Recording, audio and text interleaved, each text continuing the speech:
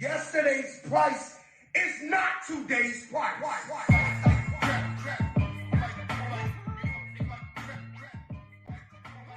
Injuries, man, what a tough week.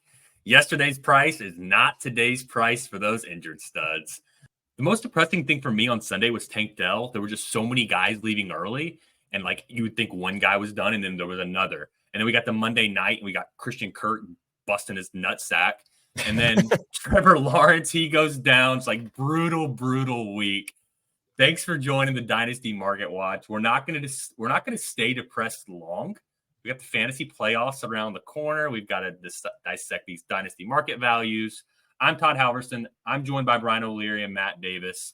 We've got a fun one in store. We're going to be talking a little CeeDee Lamb versus Jamar Chase. And woo, buddy, Chase went off on Monday Night Football. But let's go ahead, get things rolling. We're recording Tuesday night, December 5th.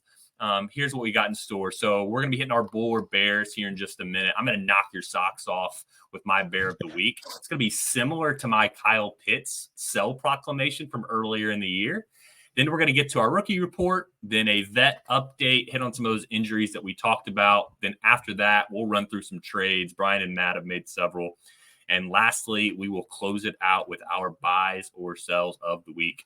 So, Matt, I'm still not allowing any Packers talk for at least this segment, but who you got, bull or bear? Since we can't go with Jordan Love, we'll go with Parker Washington as bull of the week. So talking about the injury, when he came in for Christian Kirk, he just played the part. He got open on those short intermediate routes constantly. They went to him consistently. I think he finished with six catches on 6 targets, 60 yards, a touchdown. So this guy's on the waiver wire in like half of my leagues right now. Like I checked waivers today, it being Tuesday night when we're recording. So, I mean, this guy, you're going to see him get picked up everywhere in your league probably this week. And I wouldn't go crazy offering anything like definitely more than like a late third, if that, for him. It's just a guy I'm keeping my eye on because they went to him consistently over and over again when Kirk went out. It wasn't one or two big plays. Yeah, just try to add him where you can. He kind of looked like another version of Christian Kirk out there. But I don't even really have a take on Parker Washington. But nobody does, I don't think. Yeah, I was just cracking up this afternoon. I was on Twitter, and I saw like 3 different people quote tweeting themselves on like their Parker Washington prospect threads. I'm like, ooh, I nailed it from the offseason. And it's always funny to me, like, all of those prospect threads from the offseason, like they're always like the most lukewarm takes. They're always like, ooh, he's got great body control, or he's a hands catcher, maybe, and like they throw in some stats to back it up. And it's like the same thing every thread, so that they're kind of like in on everybody, so that anybody that pops up, they're just like throwing out a quote tweet out there. So I thought that was super funny this afternoon. I started scrolling Twitter, and then bam, like all these Parker Washington hype tweets. We as a community can victory lap just about anything, Todd. The water is wet. Like, boom. Exactly. So my bear of the week, I already kind of got into it a second ago. So it's a QB. I don't like what I've been seeing from this guy. It's going to make everyone uncomfortable. And, you know, it's like the saying goes, like, you got to be comfortable being uncomfortable, the corny phrase. So think outside the box here with me. Lamar Jackson is just not who we want him to be right now. Let me just, I'll say that again, just to let it sink in. Lamar Jackson is not who we want him to be right now. So I'm really starting to become out on him at cost. So I want to preface this with saying that primarily I'm talking about 6-point per passing TD leagues. 4-point per passing TD leagues, I think he's reasonably fine. If you're wondering like why that would matter. So he doesn't throw many passing touchdowns, and in 4-point per passing touchdown leagues, there's more of an onus on the rushing QBs. They just kind of like present more value. So I think he's fine in 4-point. So why am I out on Lamar Jackson? Last 20 games, so all the way back to like the first part of last year, he's averaging 19.3 points per game. I also removed week 13 from 2022 where he left injured. So he's averaging 19.3 points per game last 20 games in 6-point per passing TD leagues. That's generally around QB 15 or 16.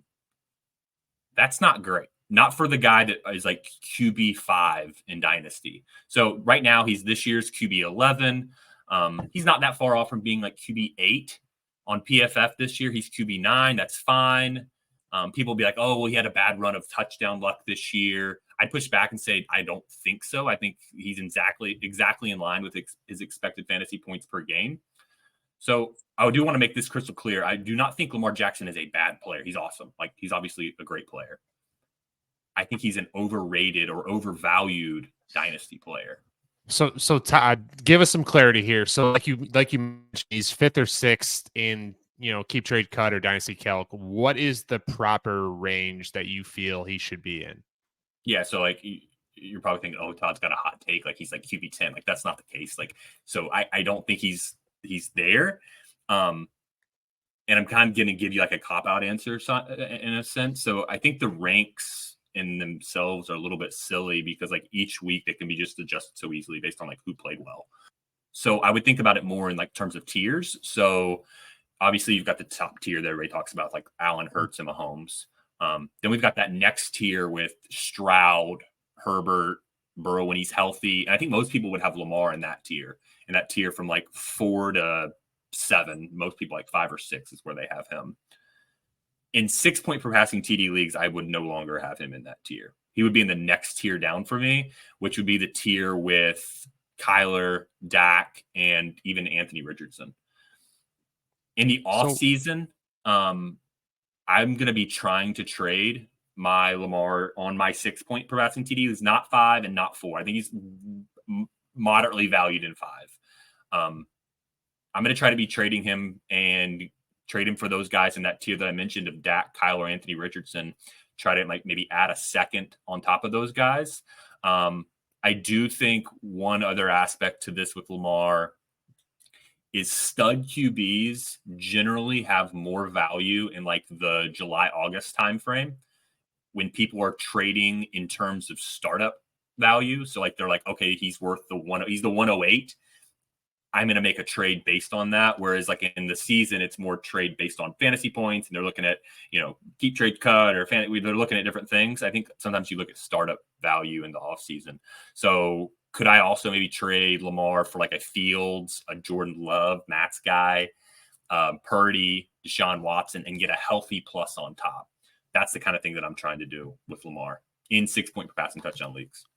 So Todd, I have a couple of quick comments. So once you mentioned Lamar might be your bear of the week, I looked a little bit deeper. I was surprised to see the last 4 years. So 2019, he was unreal.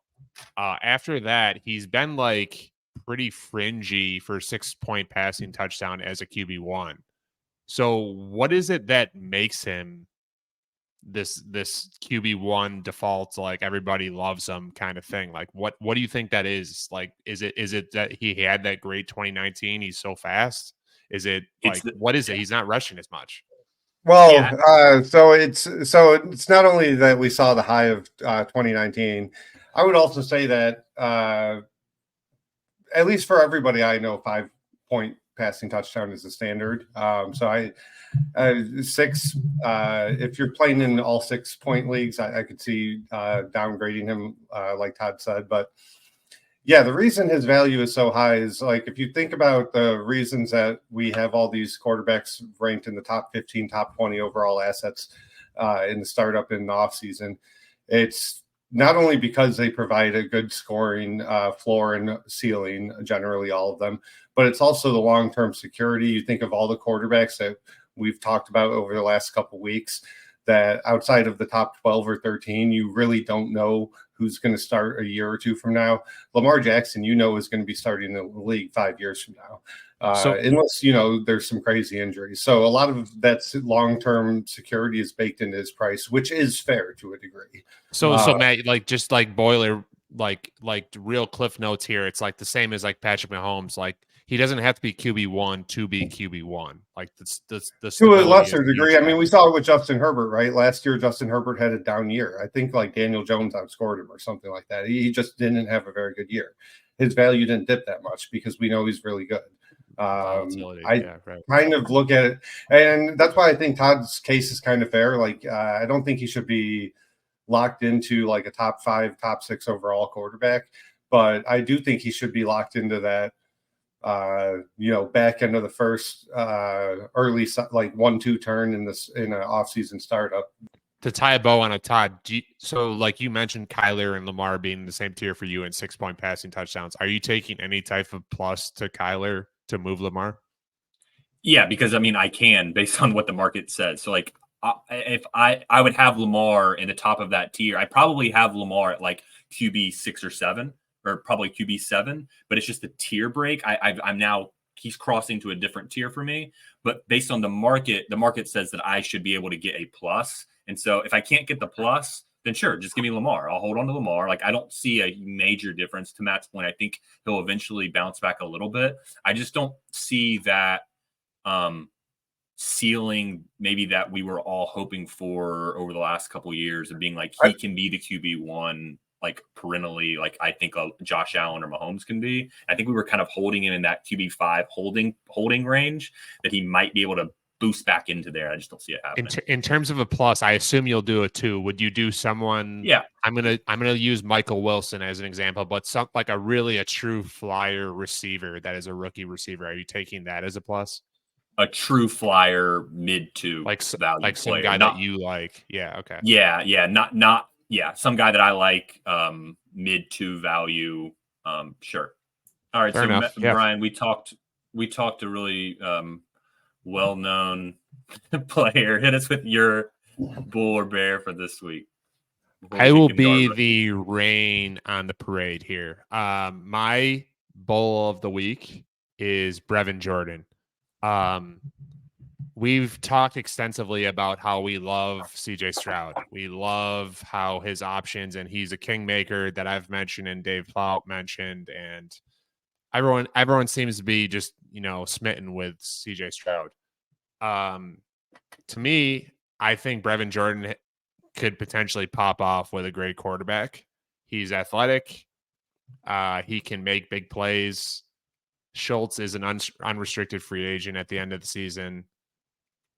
Is he really? I think he's just kind of a jag, in my opinion, just a guy like Schultz is decent, but like I could see Brevin Jordan if Schultz misses a couple of games, let's say like this injury just lingers, Brevin Jordan could play his way into something. He's under contract for a couple of years. So to me, that's a guy that you can buy for like a fourth probably, and add to your waiver wire. Or the waiver wire. I got him off the waiver wire, but he had like 60 yards this past week, something like 63 yards or something like that. So like there might be a little more buzz now that they're not going to just give him away, but it's pretty close to a giveaway that like, to me, like, especially in a tight end premium league, that's a guy that like, for example, Dalton Schultz, like he was just a guy that no one cared about a couple of years ago. I had him on a bunch of teams and all of a sudden I turned him into this and that. Like you could turn Brevin Jordan in a year or two. If he doesn't pop, you could probably turn him into something that's a little more nice and compatible with your build. So it's just something to think about. Nothing too hot takey. Yeah, Brevin Jordan was like a Debbie darling until like he fell to like the 3rd round out of Miami. I know a lot of people liked him. Fifth round, I think. Yeah. Yeah. I had no idea that Dalton Schultz was only on a 1-year deal, so that doesn't add some intrigue to this. Yeah, in my head, I had thought he signed like a 3-year, $27 million deal. I don't know where I made that up in my head, but like that's the contract. Show me contract. Yeah. Go ahead and move into our rookies. So we talked Brevin Jordan, we talked Parker Washington. Just go add those guys if you can.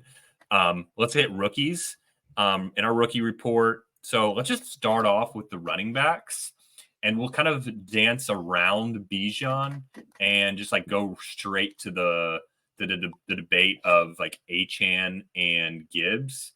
So, Brian, I know you've been hard on Gibbs. Pause. Since the beginning. Who do you prefer, Achane versus Gibbs? I prefer Achane. That's tough. I view them as pretty much a coin flip, kind of what you're saying with Lamar and Kyler. If I can get any type of like plus that I like, I'll take that guy. I think Achane has some concerns, obviously injury wise. But I think he's potentially more explosive as well. So like the trade-offs, are kind of evening off. I will say, go ahead. For me, it's just that I get with Achane, I get Mike McDaniel. and I think that he'll use him the right way. They don't seem afraid to use him in the red zone or near the goal line. And the concern that Matt and I have had, lingering for a while is the David Montgomery, not going away thing. I don't think he's going away. Now, Gibbs is going to be awesome, even with Montgomery.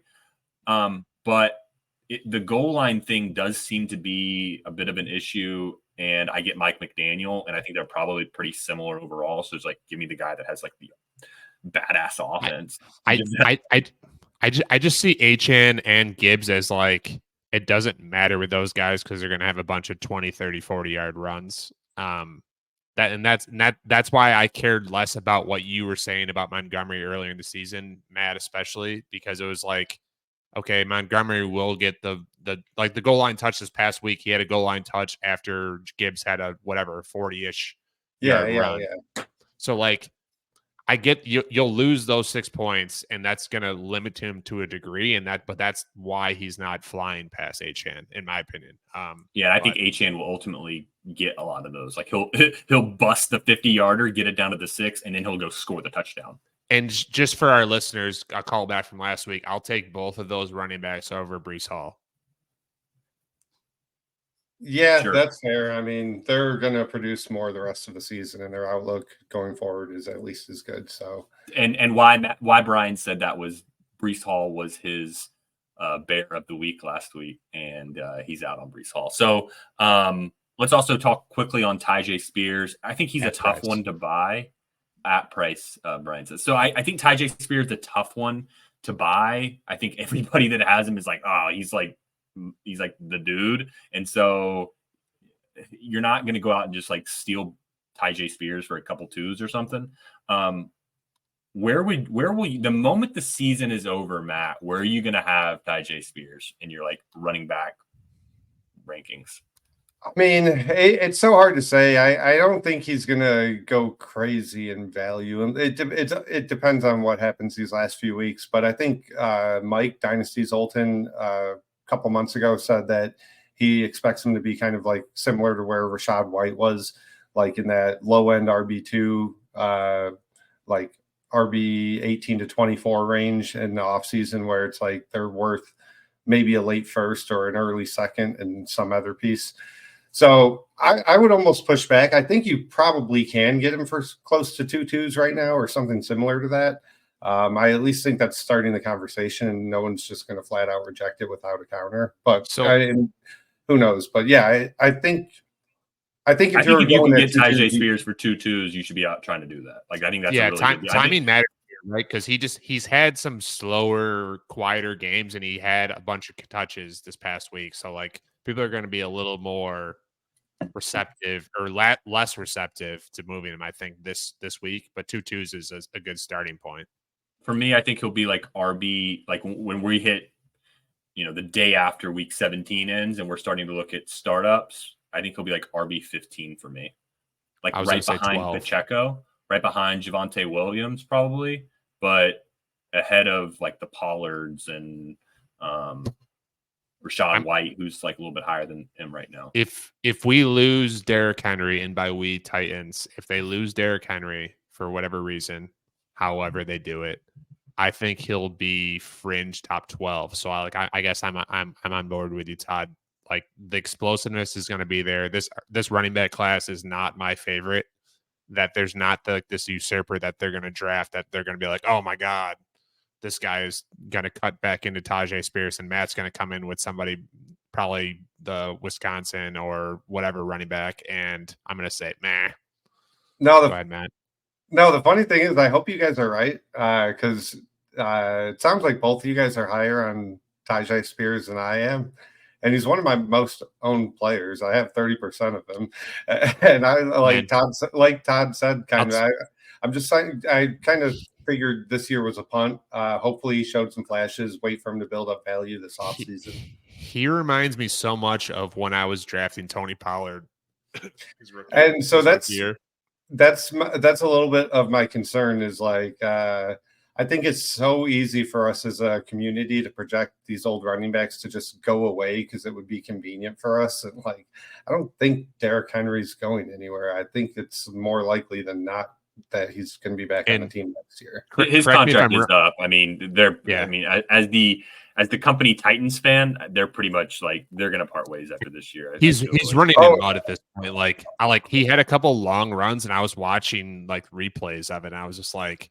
is he? I don't think is no one trying to tackle him right now? Like, what's going on? I don't think Henry's like dead. Like, I think he's going to go somewhere else and be serviceable in like a 12 to 15 carry role, but he will not be a Titan after this year. Okay, Todd.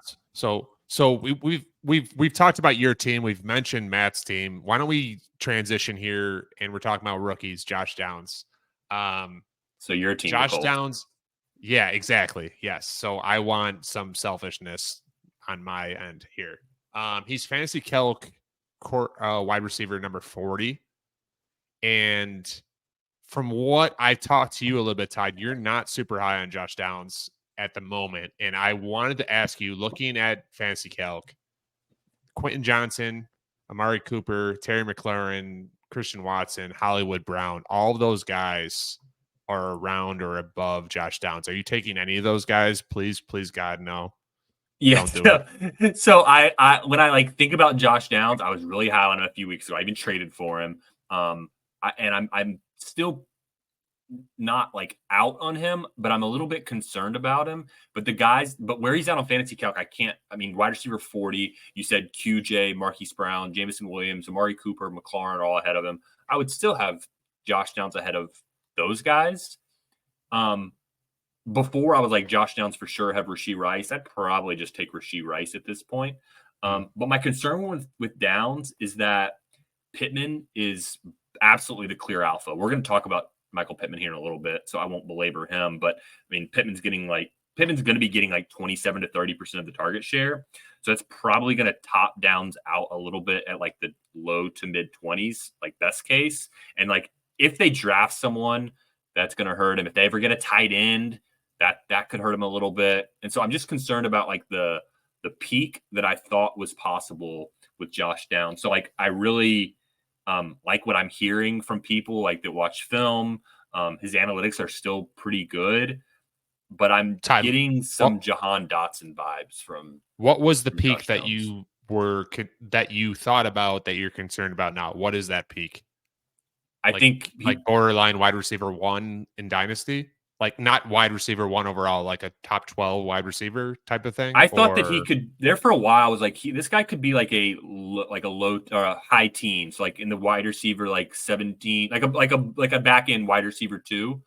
And now I don't think I see that in his realm. Todd, the Titans fan, has spoken enough about Josh Downs here, Matt.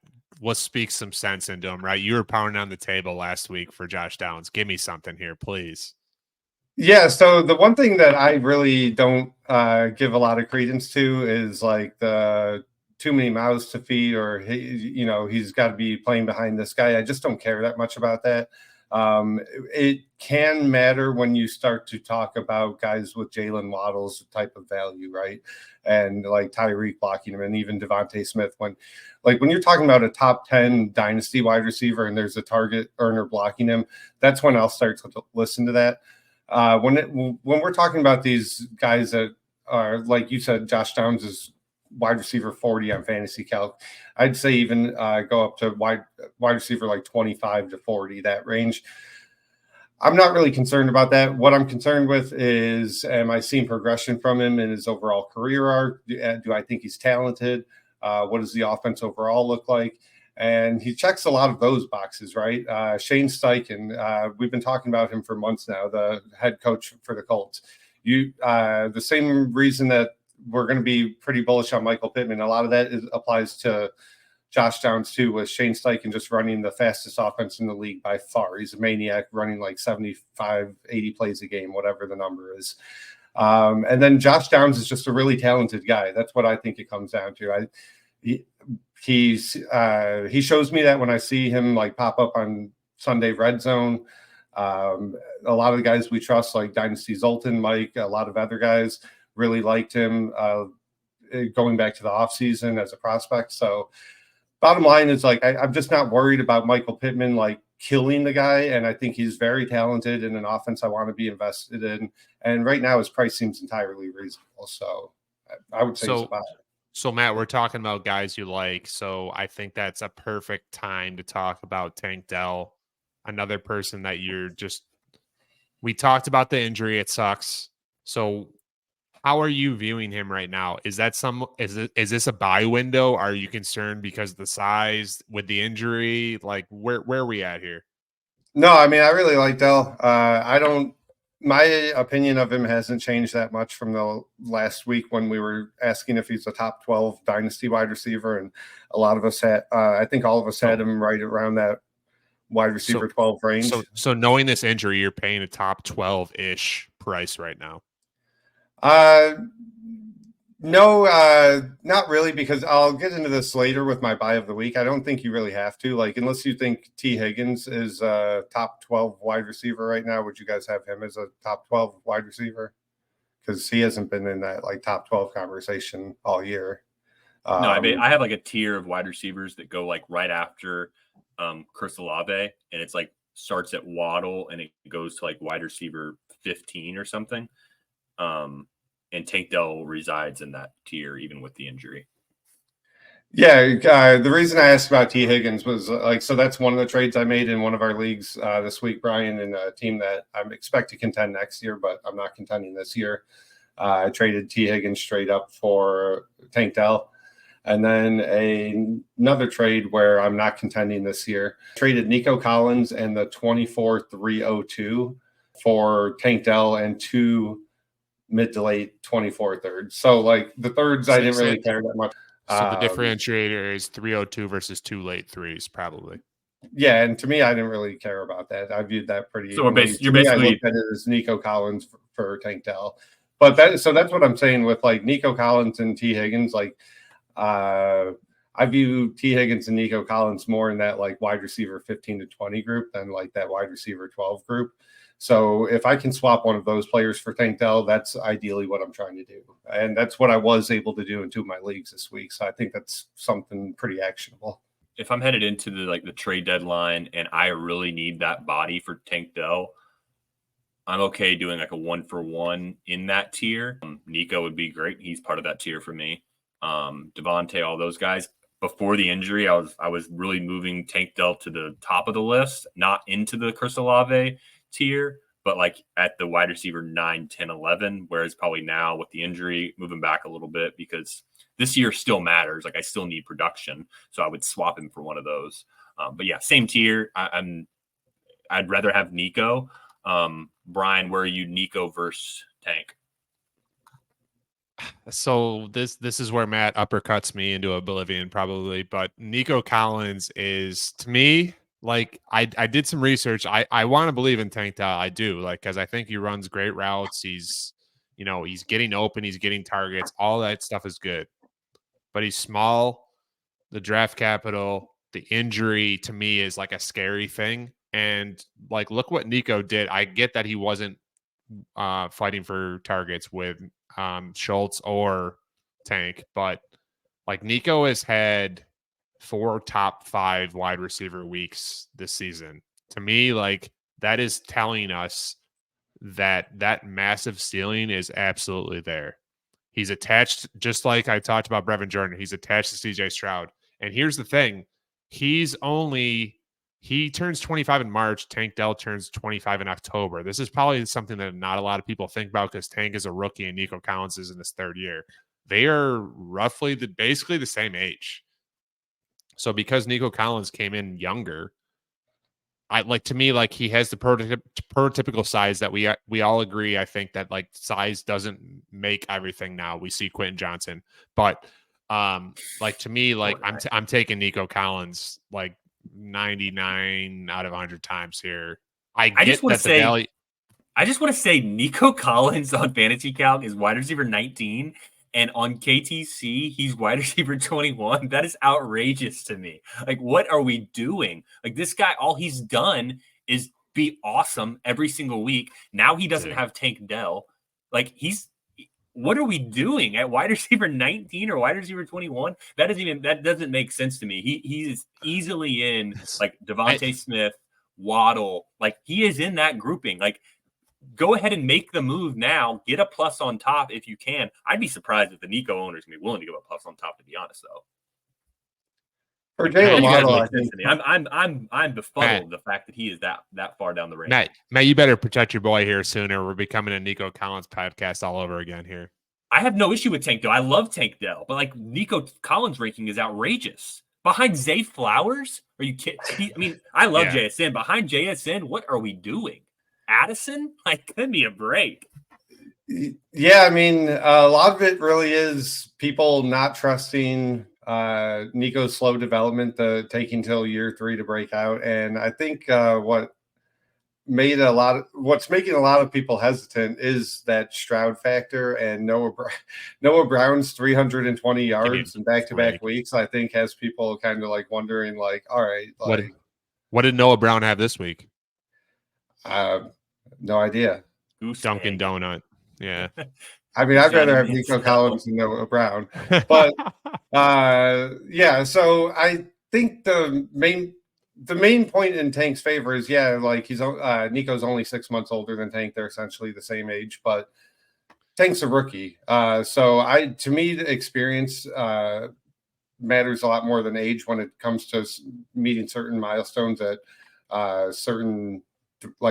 hitting certain thresholds at certain milestone ages or years in the league. So let's talk about, though, like rookies that everyone gives them, like JSN, for example, they're giving them like this learning curve or like developing a real curve, right?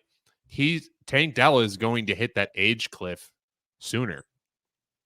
Like, and he might not age great if he's having a couple injuries with his size on top of it. Like, so like, will he be able to do a Keenan Allen type performance? That's an extreme example, but like someone that is like probably washed, but he gets open enough to get a bunch of catches. Like, is Tank Dell someone that can do that, or is Tank Dell like this flash in a pan for 3 or 4 years?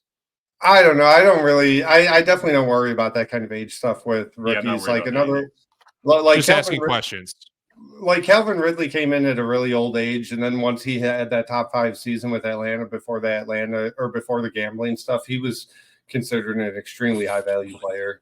As long as if Tank Dell didn't get hurt and he kept smashing, Tank Dell was on his way. Like, I think Ian, who we all follow on Twitter, Dynasty IM, he had him, I think, wide receiver 8 in his latest rankings before Dell got hurt. He was well on his way to like that wide receiver 8 to 12 range in a lot of smart people's rankings. And I think come the offseason, he's going to be treated that way again. Maybe that makes Nico Collins a buy, and I don't even disagree with that. But I think Dell's should be ranked higher just because he's doing all this work. He's not a third-year player. So we're comparing wide receivers, and why don't we just jump into, instead of like fringe top 12, top 15, top 18-ish receivers, why don't we just jump right into it here with the big timers? So I've seen a couple of different polls. I think Zoltan was the most recent one that I saw post. Who is the wide receiver 2 overall in Dynasty? Is it CeeDee Lamb? Is it Jamar Chase? Are we factoring in short-term, long-term? All of those different things. I'll give my points here, and then I'll back off and let you guys go off. But Chase is a year younger. Burrow is better than Dak. And to me, Chase is more explosive than CeeDee Lamb. So it's not saying CeeDee Lamb is wide receiver 7. It's saying Jamar Chase tier of his own, or second tier behind Justin Jefferson, in my opinion. But I know Todd was Chase higher than Jefferson. So why don't you speak to this first here, Todd? Yeah, and that was as we were getting to the injury. Pre-injury, I had Justin Jefferson above Chase. We hit the injury. I put Chase above because I'd rather have my points now, and then Burrow got hurt. So, like, obviously now I dropped down Chase. Okay, fair enough. So the Chase versus Lamb thing for me, I would have Chase ahead. What's the gap? The gap is probably more than what someone's going to be willing to pay, maybe like 2 2s or something. And I just don't see many people being willing to do that. But one issue for me is that you mentioned it, the Burrow Dak. So I think Burrow is obviously awesome, and Dak has been clearly awesome. But Dak is like on an absolute heater at the craps table right now. And at some point, when he craps out, and he will crap out, Burrow's crapped out before, does he go on another heater? That's my question. If he's going to go on another heater, like Burrow's done, like Mahomes does, like these guys will crap out and then bam, they just keep rolling. They go on another run. If Dak goes on another run, now we're saying it's a little bit closer because the peripherals have been close. One issue is that Chase has been doing it for longer. Lamb's, this is like a much shorter time frame. It's like since like week 4 or something. So if you think Lamb is equal to Chase, I'd say probably at that point you think Dak is in almost the same tier as Burrow, and that's not crazy either. Like I think that's totally reasonable as pocket passers. Todd, really quick tangent here. You mentioned Dak and his prowess, and he's on a heater, and he's going to eventually crash. You mentioned Lamar early in the episode here. So if you have Lamar, what on top of Dak do you need? A second. They're in the same tier for me, so I would take a second. So and I think that the market says they're one tier down. For what it's worth, what I'm saying is Dak will crap. Like when I say crap out, like he'll have like a bad game. Okay, does he have a bad game, and then does he go on another run of like 25 to 30 point games? Right. Not like I think he's going to be bad. Like that's not what I'm saying. I'm saying like there will be a game where you're like, okay, Dak only scored 13 points. All right, what does he do the next game? Does he go for 25 again, or does he go for 16 the next game? But I guess my point is crap outs impact perception short term. So is that someone that you're waiting for that crap out to then buy Dak with a potentially a larger plus? Or that it sounds like you're just saying the crap out is short term, not long term, and you're kind of endorsing Dak here. Yeah, sure. If he has the bad game, it's probably going to be more of an off-season thing.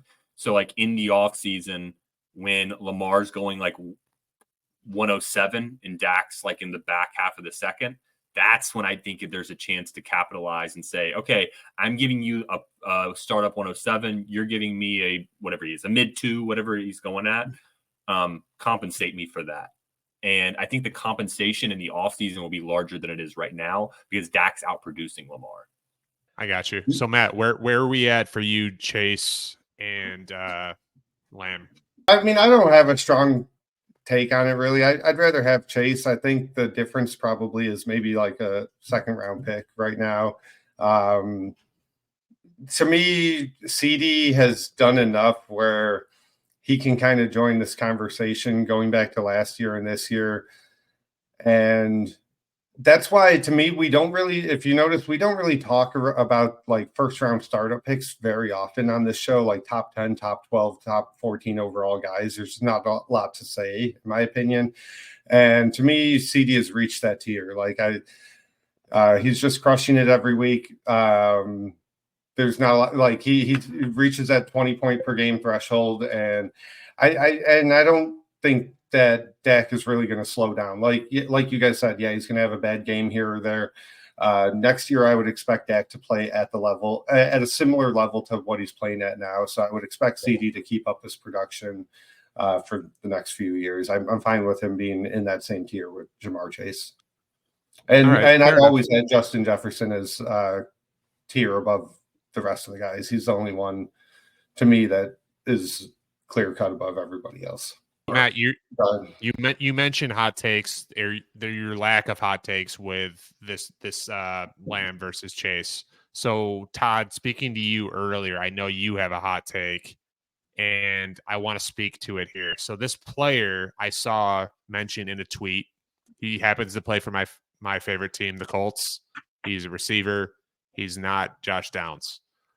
So this tweet said that Michael Pittman, I have a strong suspicion that he'll be top 10 in his own rankings for wide receivers overall. So that's Justin Jefferson, Jamar Chase, CD Lamb, St. Brown, AJ Brown, Tyreek, Garrett Wilson, Ayuk, and he included Marvin Harrison Jr., and then he had Pittman 10th.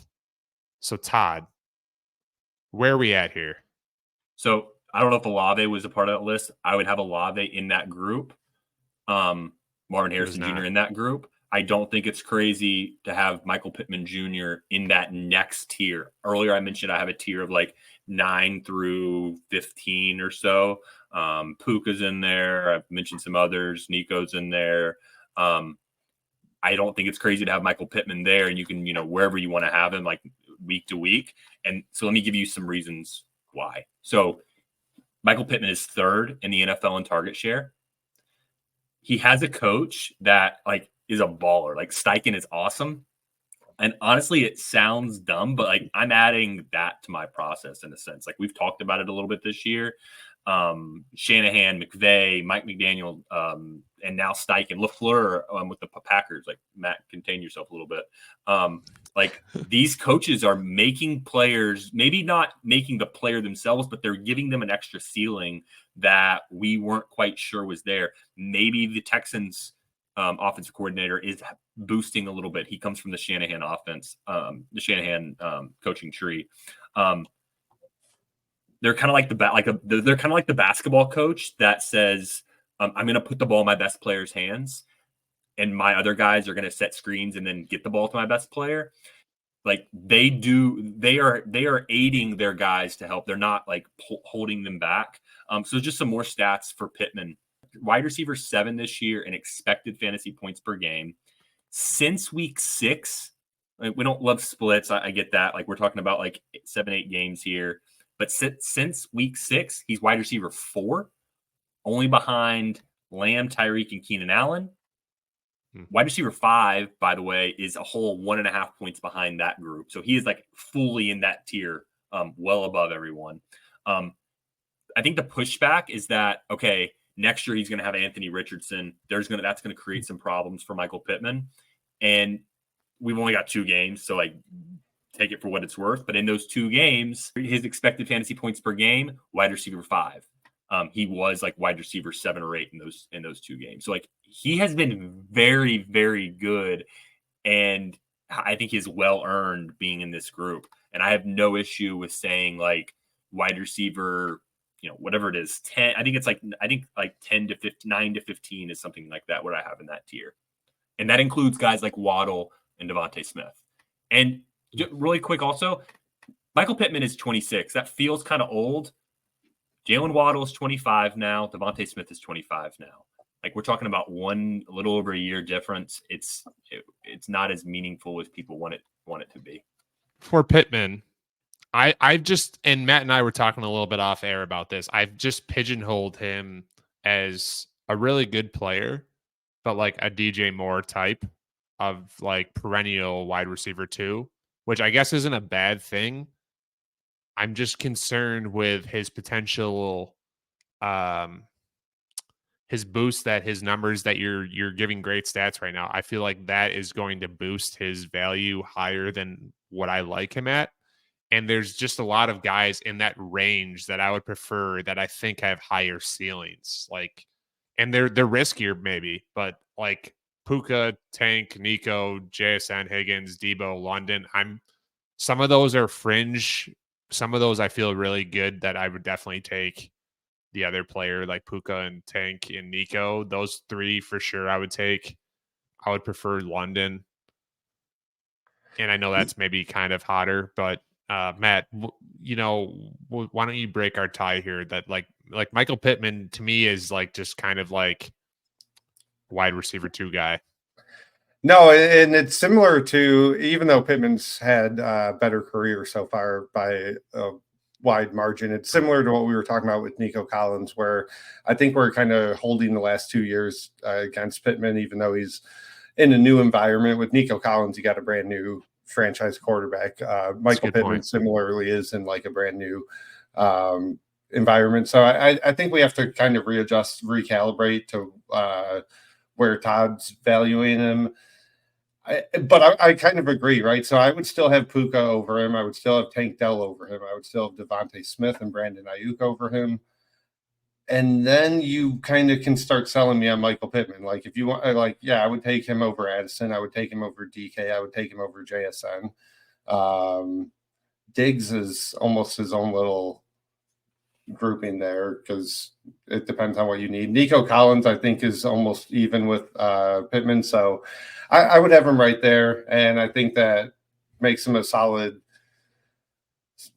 I don't know. I was going to say that makes him a solid buy, but that like he's valued right there right now. So I don't know if he's a good buy or not right now. He just seems like properly valued, kind of. Like He's probably properly valued. I think you're probably right, but I think there's if you are on a contending team, like, and let's say you have Tank Dell, for me, I don't think that's a terrible pivot. Maybe you can get a little something on top. You should be able to get a little something on top, I would think.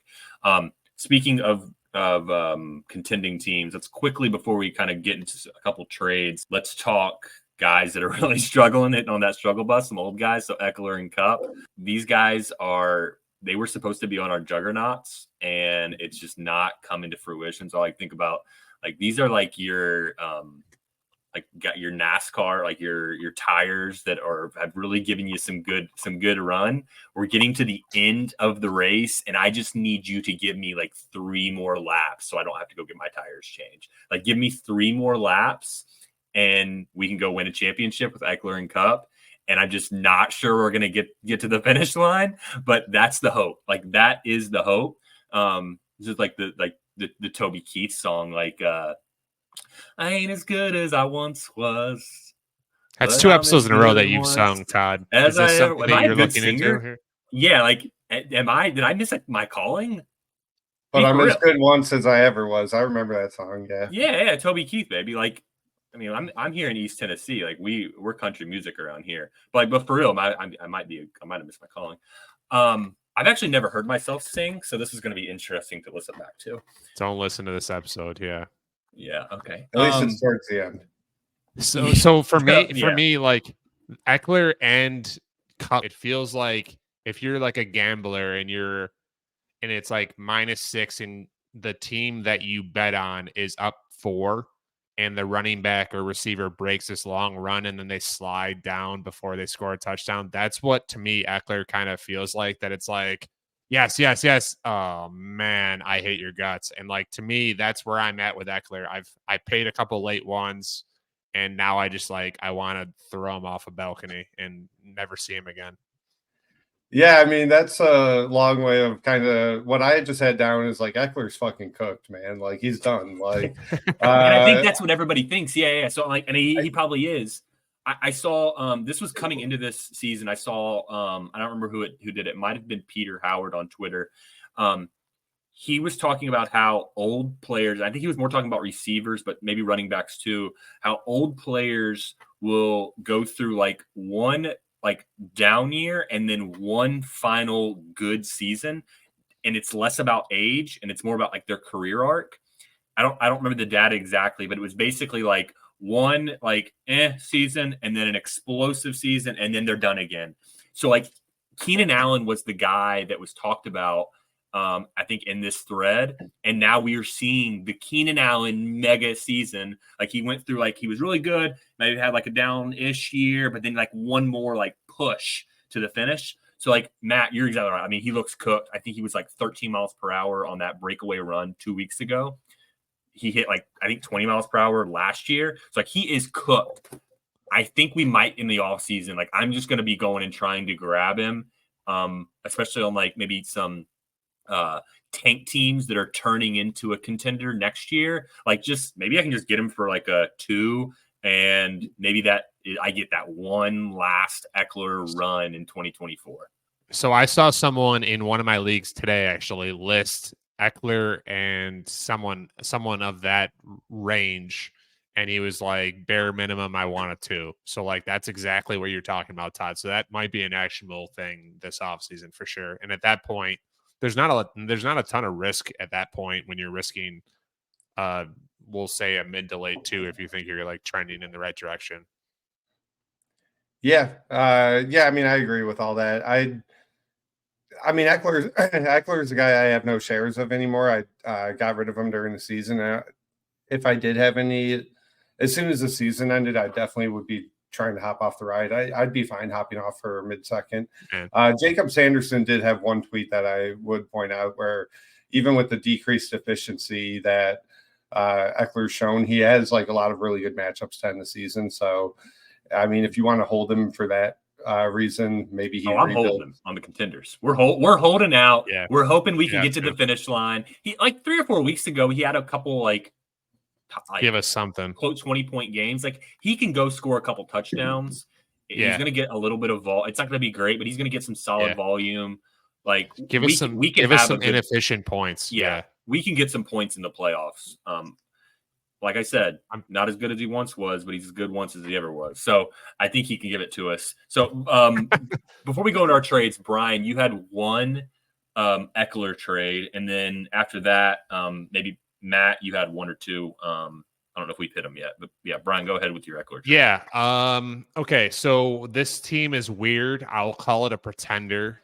I gave Austin Eckler, Mixon, Cooks, and I'm trying to kind of pivot from I'm not contending to like get younger and rebuild the structure a little bit. So Eckler, Mixon, Cooks, I gave, and I got my own 24-1 back. It was an orphan that I took. That's probably 105 to 108.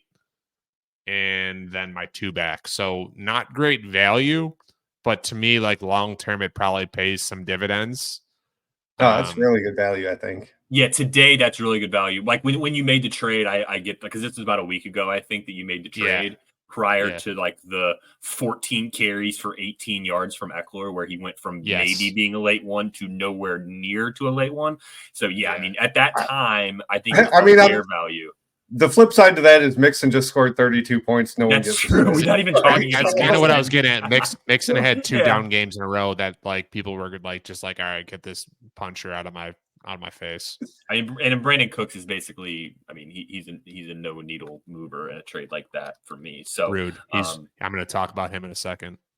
Okay, so I'll quickly give one trade, and then Matt, if you have anything. So last week I made the disgusting announcement that I'll make Jerry Jeudy my buy of the week for like a late 2, and I say late meaning like a buy 2, so a team that I think will be a buy. So I did make one Jerry Jeudy trade. It felt gross then, and it still feels gross now. I traded away a buy 2 on a tank team where I had like 4 or 5 2s, a late, so that late 2 and a playoff 3 for Jerry Jeudy. That's the first and only share that I've ever gotten of him. And yeah, I mean, it's gross and I'm not that proud of it, but Jerry Jeudy's on one of my dynasty teams. Yeah, I do want to say really quick, Jerry Jeudy's peripherals are not that bad. He's got like a 20% target share this year. His air yard share is dead even with Cortland Sutton. He's just not producing, which is what we need out of him. But that's why he's worth like a late 2. I think you're going to have a hard time getting him for a late 2 based on what I saw from a lot of the owners that I talked to. Rationalize however you need to, Todd. More. No, I wouldn't view it as rationalization. Just save it. You're going to need that clip to sell him later on. So, like, just, any positive number that you can find in his favor. But, you didn't risk much. A late 2 and 3, I think it's fine. I would not have done it. I don't want any part of Jeudy. But, it's compared to what he's been going for the last couple seasons in the offseason, that's a pretty nice discount. I don't really have any trades of the week, just the 2 that I'd mentioned, both involving Tank Dell. One I gave up T. Higgins straight up. The other one, we swapped some thirds that came out to pretty much nothing, but Tank Dell. So that kind of brings us to our closing time, end of the week. I mean, mine is basically just that. Mine's buy Tank Dell for something like I just gave Nico Collins, T. Higgins, Michael Pittman is a guy that I would give up for Tank Dell that we mentioned. So buy Tank Dell is my buy of the week. What do you think, Brian? What's yours? I think that makes sense. I have a bunch of cheap contender pieces. So very few of these people are going to be sexy, but I'm going to list the name and then kind of what I've either paid for recently or what I think you can pay for. So Jake Browning, a 4th. I've bought him twice for a 4th. Granted, he had a big primetime game, but I still think you could probably do that. The person probably doesn't want him on their team. Baker Mayfield, I've paid a 25-2. I think he's a good insurance policy. Taysom Hill, I've paid twice, a 4th. Again, just like, guy that's scoring points, but you're not paying a lot. It's a low risk maneuver. Joe Flacco, it makes me vomit. But that's if he's not available, pay a fourth. It's a guy that I think is probably going to get a couple more starts. This is someone that Matt kind of threw some dirt on a few weeks ago, but Dameon Pierce outpaced Singletary this past week. I think you probably pay a late 3 or 2, like 2 late 3s potentially if you have to. But that's another guy that I think could help you stretch run. Brandon Cooks, Todd just kind of shit on him a little bit, but like a 25-3 and a flyer guy, I think you can get him and he gives you points. Geno Smith, I've gotten for a 3 and a 4. I know that's not sustainable, but a 2 and a 3, I think you can probably get. Zach Moss, I've gotten 2 or 3 shares of him in the last week for 2 3s. And James Conner, a late 2 and a 3, or like a flyer again. I think it's another contender piece that you can add on. Yeah, makes sense. So just some actionable, like really cheap bargain bin basement that's actually going to tangibly help you this year. Yeah, if you got a trade deadline, if you got a trade deadline in your league, don't be stuck with your pants down in the playoffs with nobody to actually start. Go use those fourths and thirds. So I've talked about Nico Collins today. I've talked about Michael Pittman. I'm in on. I've talked about selling Lamar Jackson.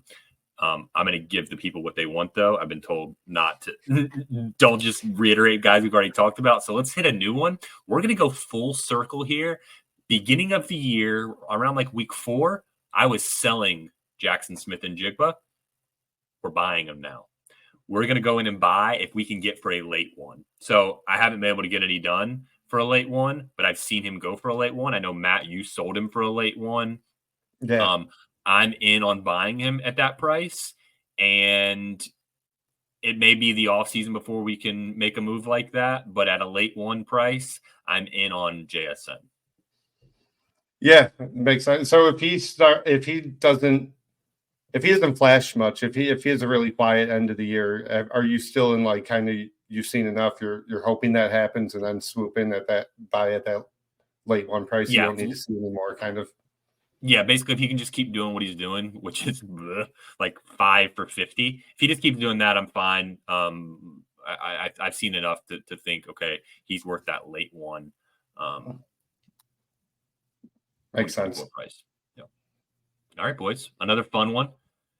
Good luck to everyone as we're 1 week away from the playoffs. You can find us on Twitter. Brian is at Brian_O'Leary1. Matt is at Dynasty Peasant, and I'm Todd at Dynasty SFlex. In close, Matt is buying Tank Dell.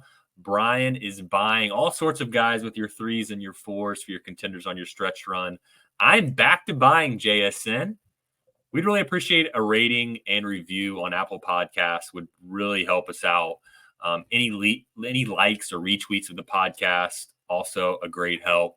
For Brian, for Matt, and myself, thanks for joining episode 1.12 of the Dynasty Market Watch podcast. Derek White's better than Alex Caruso. Imaginary players, they make Cut that out. Master recipes on the stove lights. The number on this jersey is the quote price.